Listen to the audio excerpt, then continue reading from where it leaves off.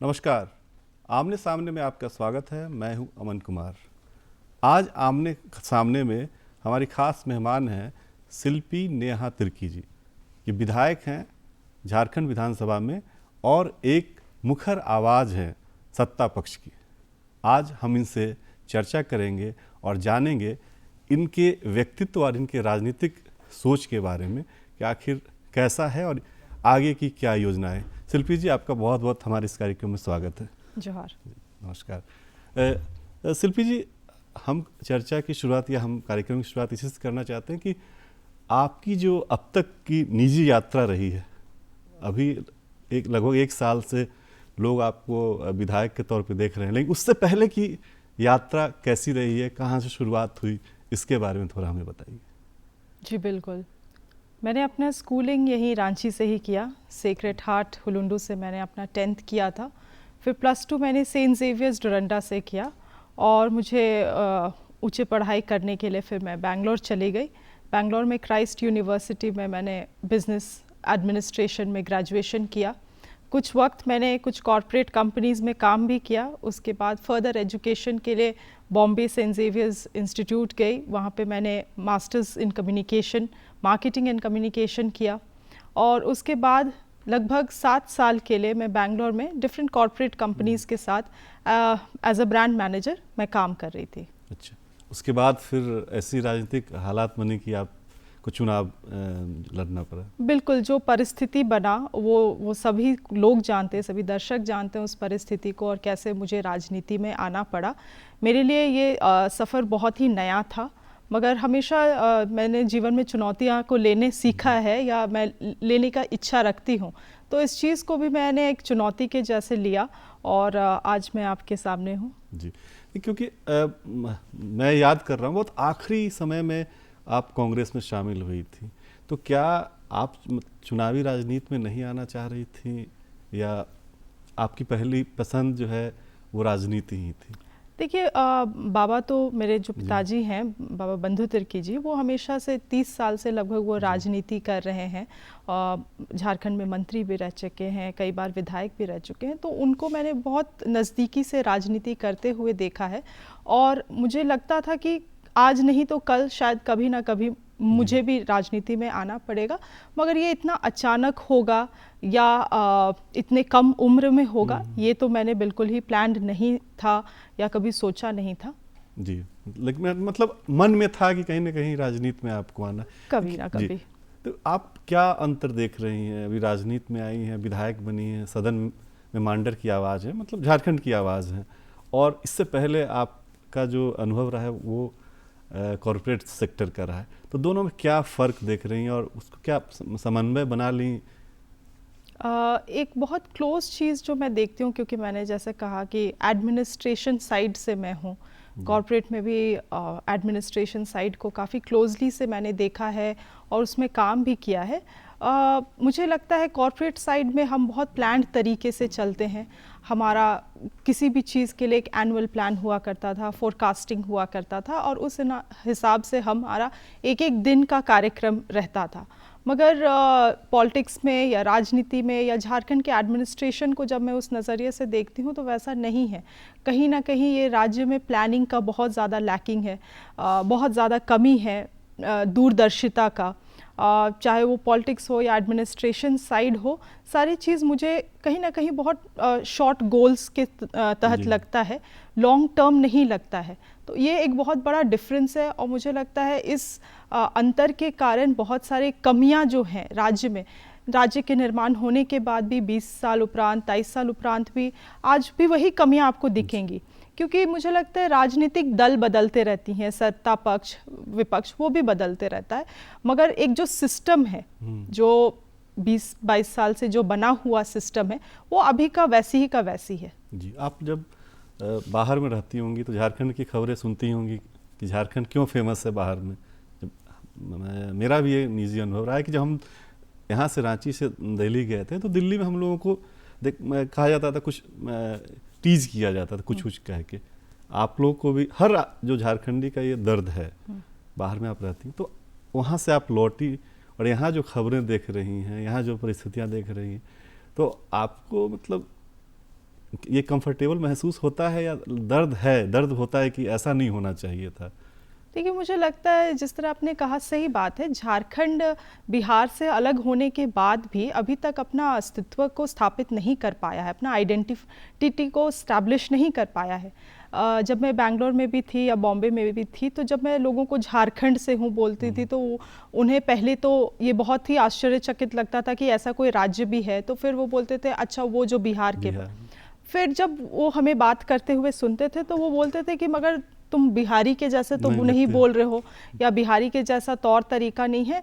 तो वही है, राज्य का अलग निर्माण होने के बाद भी हम लोग ने अपना जो वो यूनिक आइडेंटिटी है, उस चीज़ को हम लोगों ने अभी तक भी पूरे देश भर में स्थापित नहीं कर पाए। शायद कहीं ना कहीं अभी वो हो रहा है, मगर फिर भी मुझे लगता है 22 साल हो चुके हैं और अभी तक वो एक बड़ा डिफरेंस है जो नहीं देखने को मिलता है बाहरी राज्य में। तो ये हमारे लिए एक दुर्भाग्य की बात है, दुख की बात है। और नहीं, जो जिसको सेंटर में रख के हम पॉलिटिक्स करते हैं, जो हमारे जितने पॉलिटिकल पार्टियां हैं जिसको सेंटर में रख के पॉलिटिक्स करते हैं, वही जो है इग्नोर्ड है, मुझे जो लगता है। आप इससे सहमत हैं कि नहीं?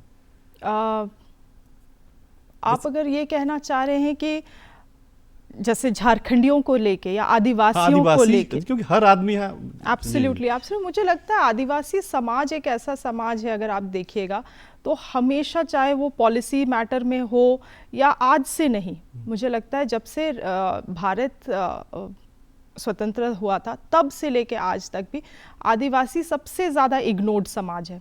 आज आप रेशियोज ही उठा के आंकड़े ही देख लीजिए, लिटरेसी रेट में भी जो आदिवासी समाज है वो दलित समाज से भी पीछे है। बहुत सारे ऐसे आंकड़े मैं आपको दे सकती हूँ। और मुझे लगता है क्योंकि वो इतने दरकिनार कर दिए गए हैं, लोग उनको केवल एक वोट बैंक के माध्यम से यूज़ करते हैं।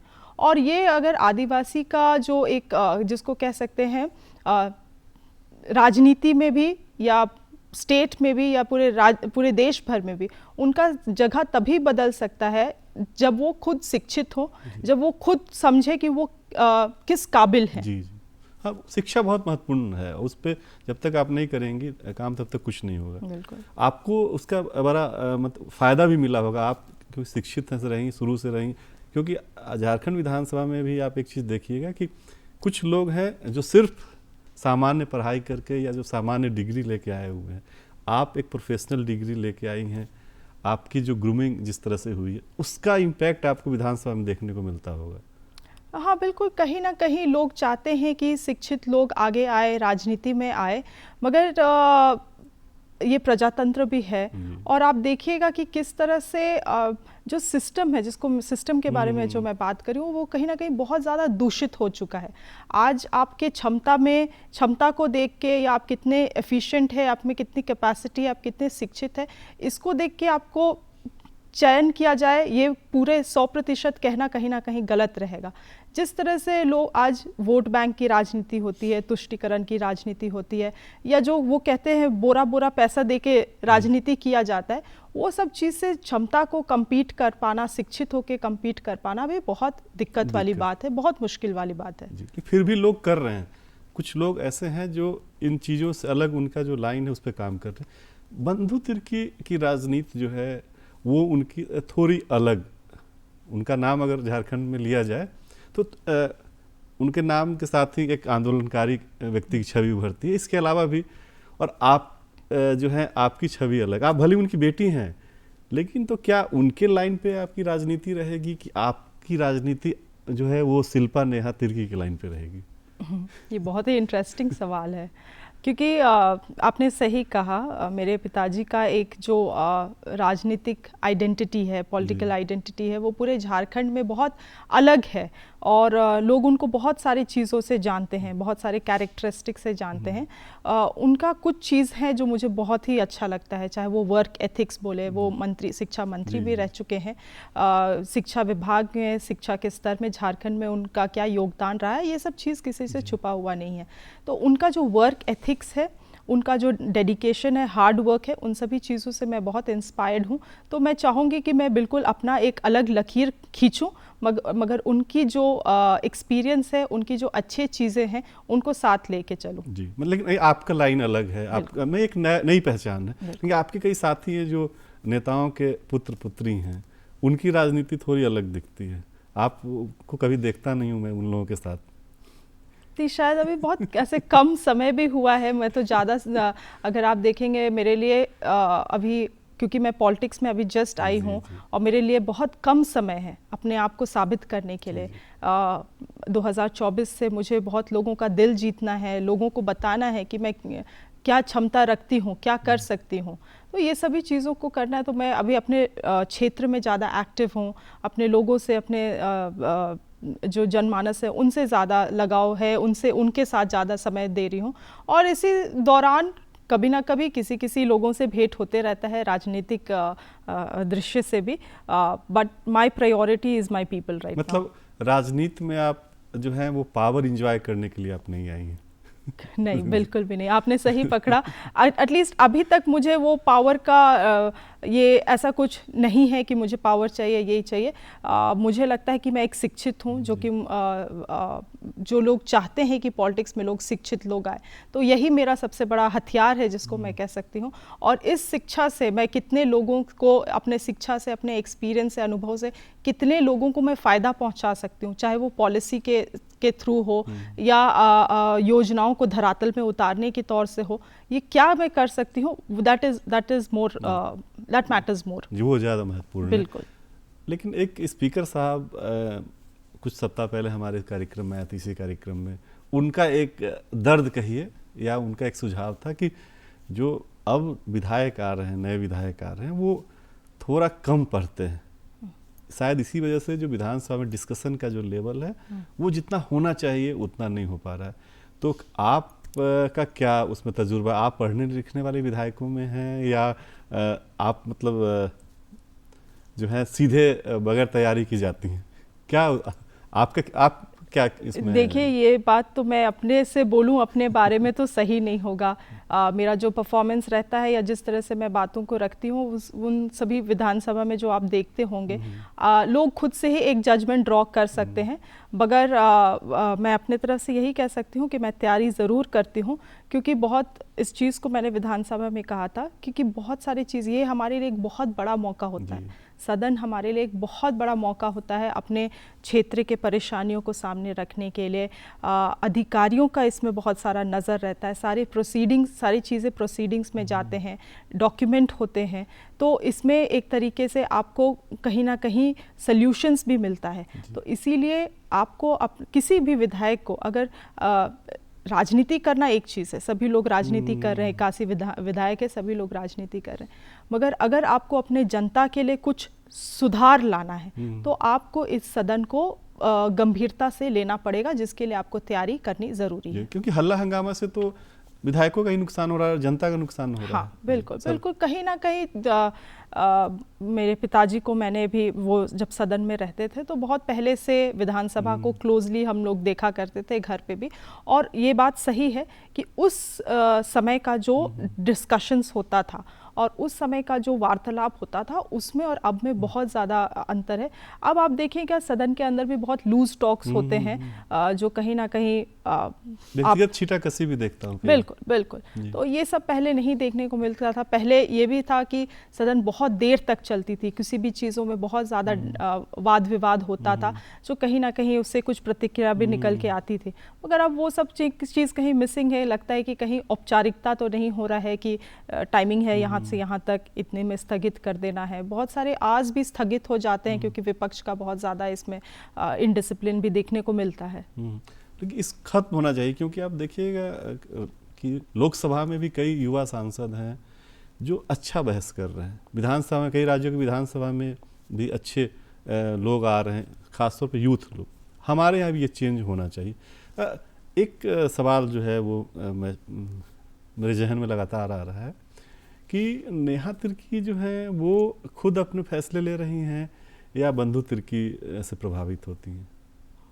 देखिए, कहीं ना कहीं तो ये मिक्स है अभी जी अभी के समय में तो मिक्स फैसले हैं, क्योंकि ऐसे में नहीं बोल सकती हूँ कि वो अपने डिसीजन को मेरे में थोपते हैं। जी एक चीज़ मैं अपने पिताजी का जिसको वर्क एथिक्स जो मैंने कहा वो मुझे बहुत अच्छा लगता है कि वो किसी भी चीज़ में मेरी प्रतिक्रिया मांगते हैं।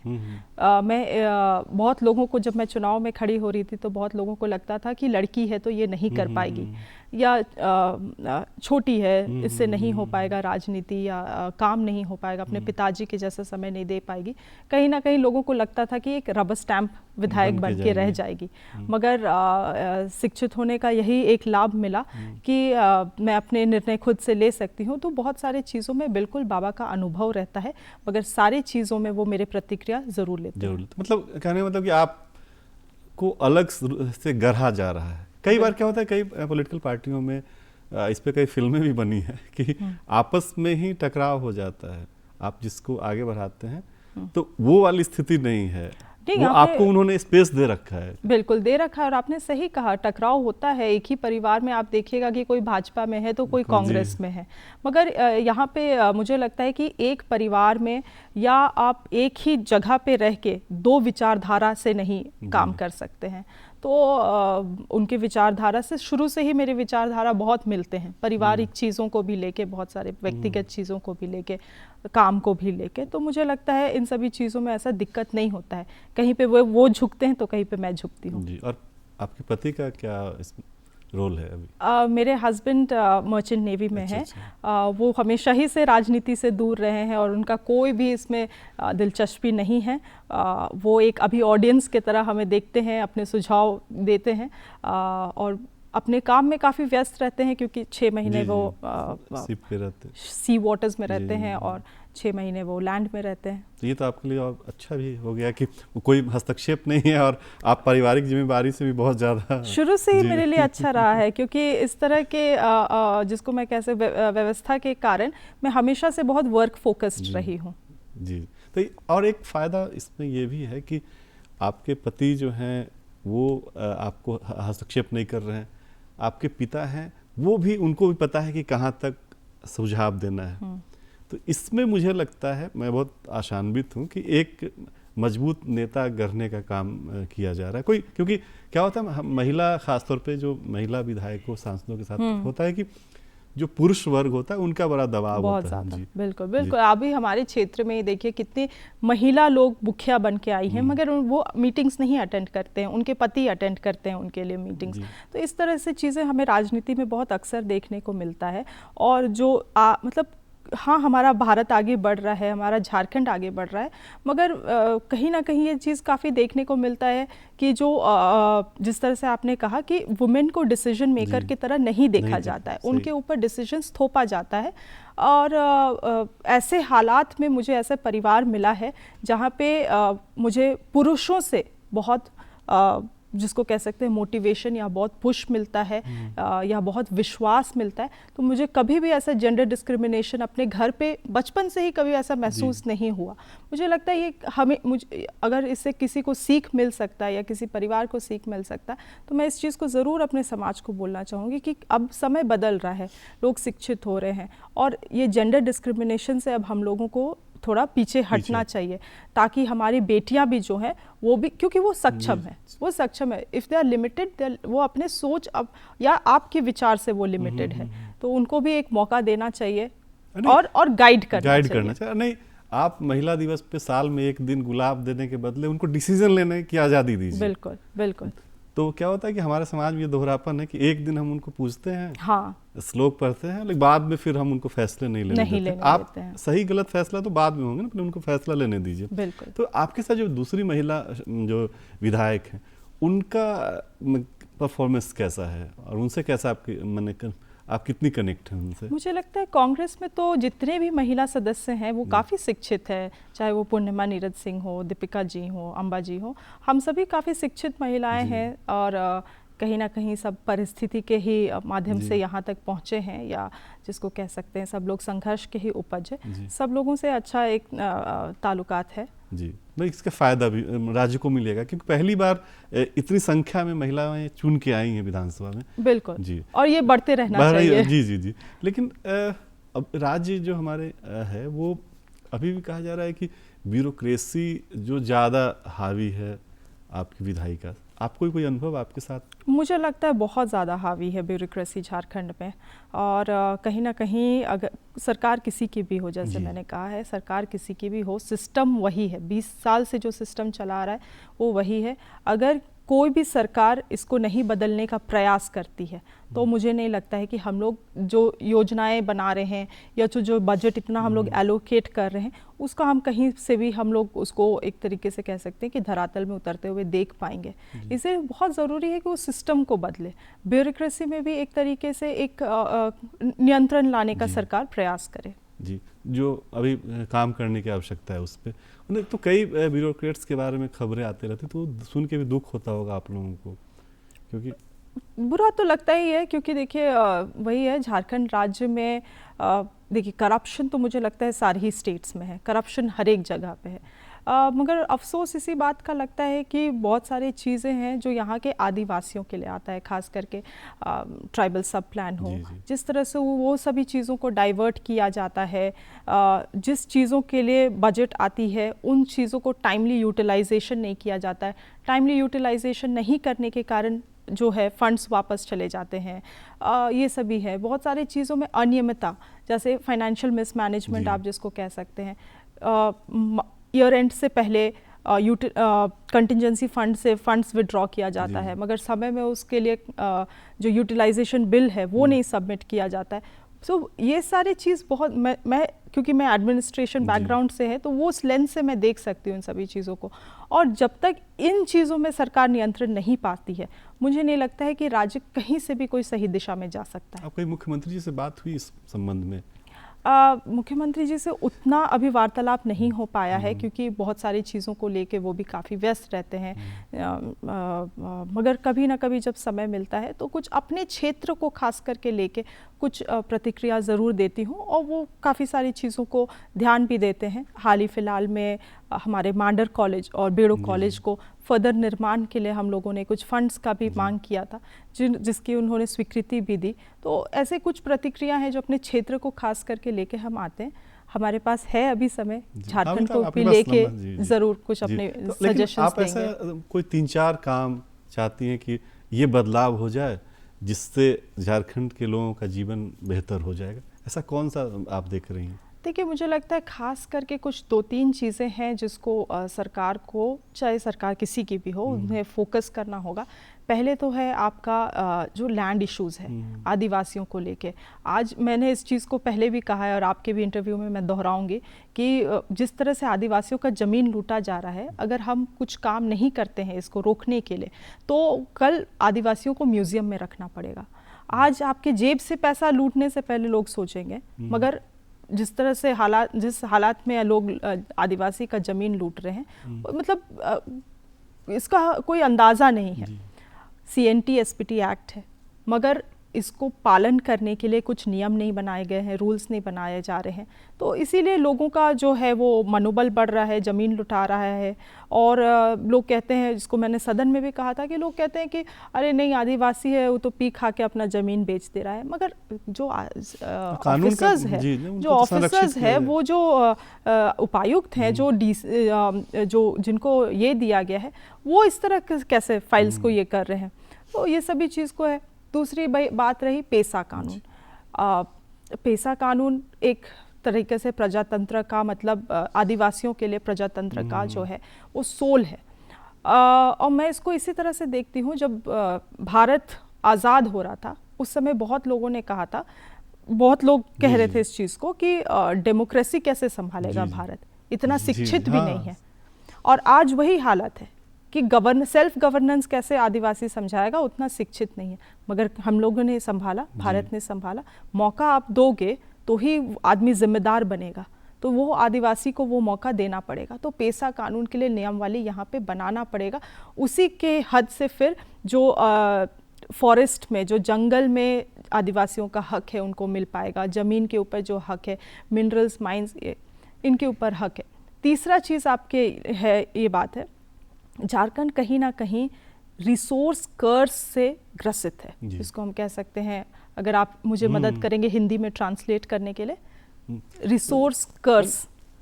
संसाधन है, लेकिन हाँ, उसको मतलब उसका श्राप है, हाँ, है ना, संसाधन संसाधन ही उसका श्राप है जी, आदिवासियों जी, का। जी, जिस जमीन के ऊपर आदिवासी रह रहा है उसके जी। नीचे इतना संसाधन है, मगर वो श्रापित है उस संसाधन से, जी। उस रिसोर्स से। और और इसीलिए जो रीसेटलमेंट रिहैबिलिटेशन लॉ के अंतर्गत स्टेट के लिए जो नियम होना चाहिए, अगर वो सब नहीं बनेगा तो ये ज़मीन इसी तरह से जाते रहेगा, मिनरल्स के लिए रिहैबिलिटेशन होते रहेगा। आज आप देखेंगे कि कोई भी गवर्नमेंट प्रोजेक्ट में जो रिहैबिलिटेशन होता है, जो विस्थापित लोग होते हैं, इसमें 40% लोग आदिवासी होते हैं। तो इसके लिए आपको कुछ तो नियम बनाना पड़ेगा, कानून बनाना पड़ेगा, नहीं तो फिर हम कहाँ जाएंगे। सही बात। आज जो आदिवासी झारखंड छोड़ के जो असम गए, जो चाय बागान सब में जो वहाँ पे बस गए, उन लोगों को आज तक आदिवासी का दर्जा नहीं प्राप्त हो पाया। तो मतलब ये बहुत बड़ा एक शोषण है आदिवासियों के साथ। और अगर उनको हम नहीं बचाए, ये पॉलिसीज़ को हम लोग कड़े से इम्प्लीमेंट करके, नियम बना के अगर हम उनको नहीं बचाने का काम करेंगे, तो जिस तरह से आपके सामने जनसंख्या है कम होते जा रही है, होते जा रही है, ये बहुत आपकी चिंता जायज़ है। और मैं शुभकामना देता हूं कि आपकी ये तीनों जो सोच है उसको जो धरातल पर उतारा जाए, और आने वाले भविष्य के लिए आपको बहुत बहुत शुभकामनाएं। ये थी शिल्पी नेहा तिर्की जी। इन्होंने बहुत ही बेबाक ढंग से अपने बारे में और अपनी राजनीतिक लाइन के बारे में बताया। अगले सप्ताह फिर किसी दूसरे खास मेहमान के साथ हम चर्चा करेंगे। तब तक के लिए पूरी टीम को आज्ञा दीजिए। नमस्कार।